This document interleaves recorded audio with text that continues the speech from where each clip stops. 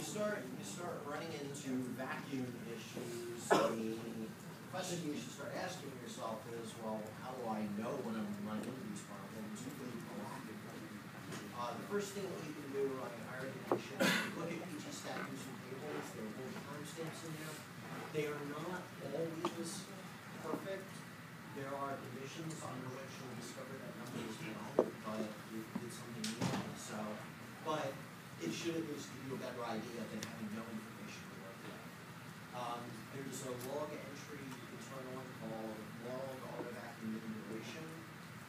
That thing will make it such that every time auto vacuum does run, if it took more than a certain amount of time, it will log it. The idea is, and this is a recurring one for a lot of Postgres settings, you want to set that number to where it doesn't annoy you with trivial data. Like, if auto vacuum runs for 2 seconds against the Postgres database, you probably don't really care. But if it runs for an hour against another database, you probably do.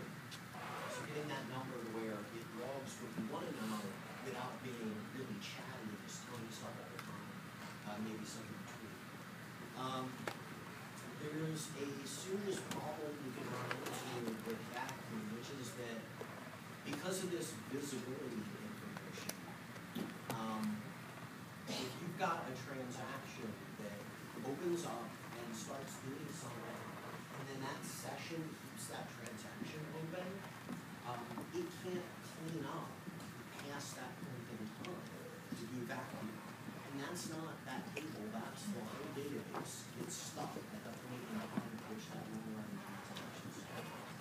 So if you've got one of those things floating around, the longer that long-running transaction is there, you're just going to keep dead rows piling up further and further. Love this layer shirt, by the way. Very nice.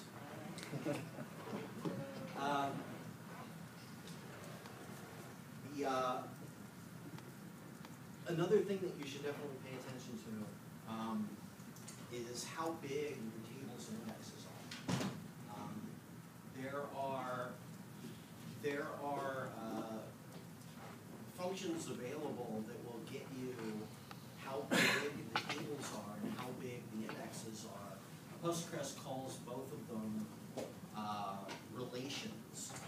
The idea is a relation is either a table or an index or something like that. So if you, one of the things that tends to happen when databases get out of whack is either the disk space on the table itself gets completely out of control over time, or the disk space used by the index does. And what will sometimes happen is when you create the database, the index will be one size relative to the table, and then it runs into trouble. So the link, the barely visible link to the wiki this time is a page that includes some samples for checking disk space views.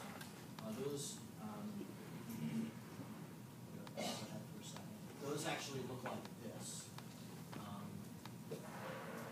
So they just look over all of the relations using PG class, which is one of the internal views. It looks at it with the namespace. And then the functions, they're called PG relation size and PG total relation size.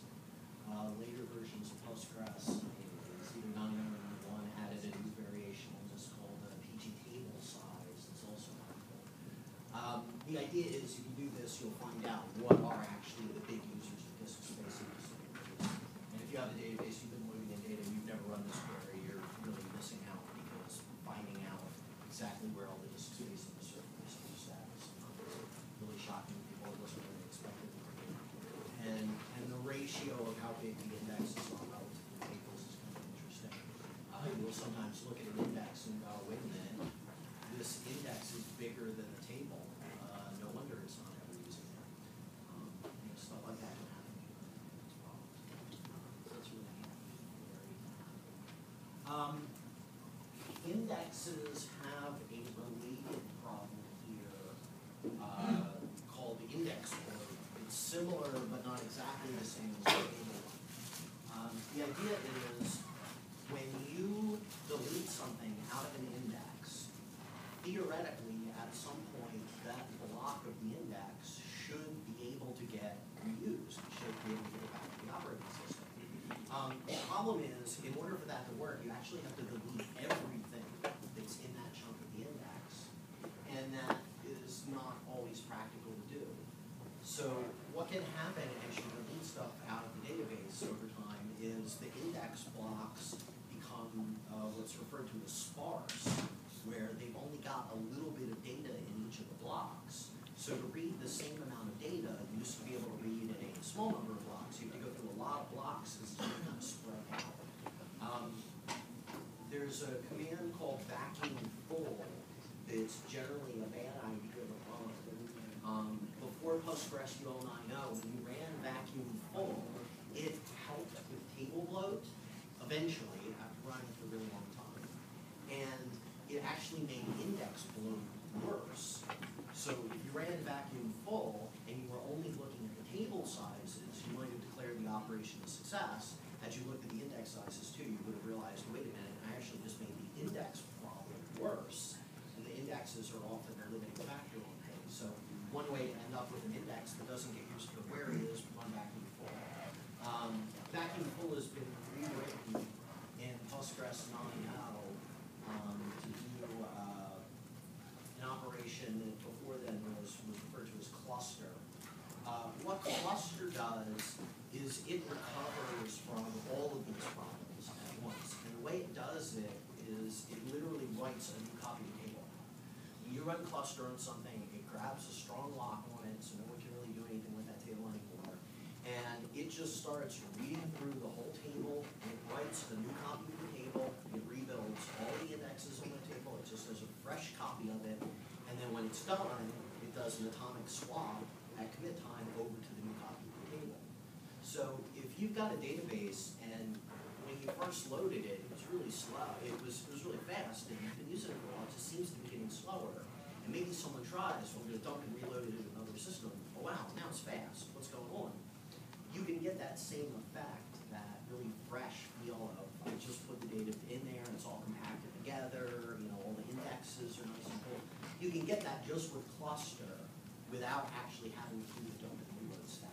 So particularly if you've done something terrible that's caused vacuum not to run way too long, or you're the idiot who got a terabyte of data in the database or something, cluster can just fix all those problems.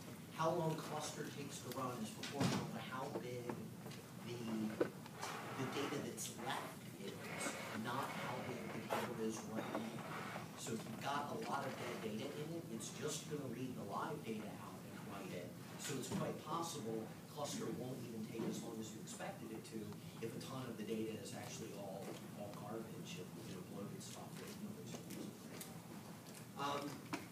If you've got index bloat, but you suspect you don't have table bloat, or you, and because, for example, you did something with vacuum full, it's possible to just rebuild an index using the reindex command is the first way you can do it. Reindex also takes some fairly strong locks on things, and you're probably not going to be able to do it in a way that makes you happy. If you can afford to reindex things, you may discover you just want to recluster the whole thing because they're both going to require some sort of downtime to do. So the little non-obvious trick that people end up doing in 24/7 shops, when you create a new index, it has the option where you can create it concurrently. And that does some little shuffling behind the scenes that will create the index while caching other activity happening on the table, and then it can update the changes that happen while the index was running. So this gets you an index that's all compacted up nicely and is very efficient, and then it'll have the new stuff kind of tacked onto it afterwards when it's done. So that's normally good enough to recover from some pretty bad ideas. The thing to realize is that you can run it concurrently, and then when it's done, DDL changes the table structure and whatnot in Postgres are all transactional. You can start up a transaction